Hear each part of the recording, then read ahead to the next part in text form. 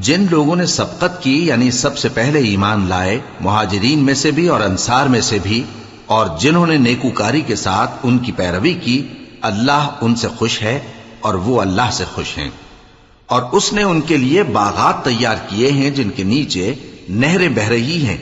وہ ہمیشہ ان میں رہیں گے، یہی بڑی کامیابی ہے۔ اور تمہارے گرد و نواح کے بعض دیہاتی بھی منافق ہیں اور بعض مدینے والے بھی نفاق پر اڑے ہوئے ہیں،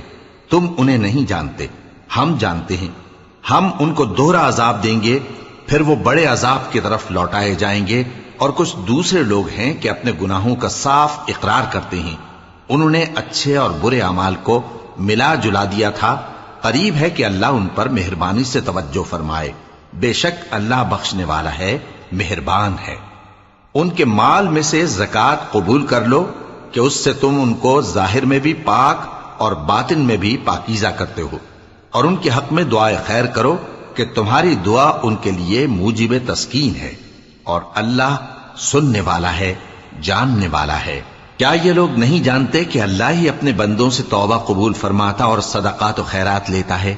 اور یہ کہ اللہ ہی توبہ قبول کرنے والا ہے، مہربان ہے۔ اور ان سے کہہ دو کہ عمل کیے جاؤ، اللہ اور اس کا رسول اور مومن سب تمہارے عمل کو دیکھ لیں گے، اور تم غائب و حاضر کے جاننے والے کی طرف لوٹائے جاؤ گے، پھر جو کچھ تم کرتے رہے ہو وہ سب تم کو بتا دے گا۔ اور کچھ دوسرے لوگ ہیں جن کا کام اللہ کے حکم پر موقوف ہے، چاہے وہ ان کو عذاب دے اور چاہے معاف کر دے، اور اللہ جاننے والا ہے، حکمت والا ہے۔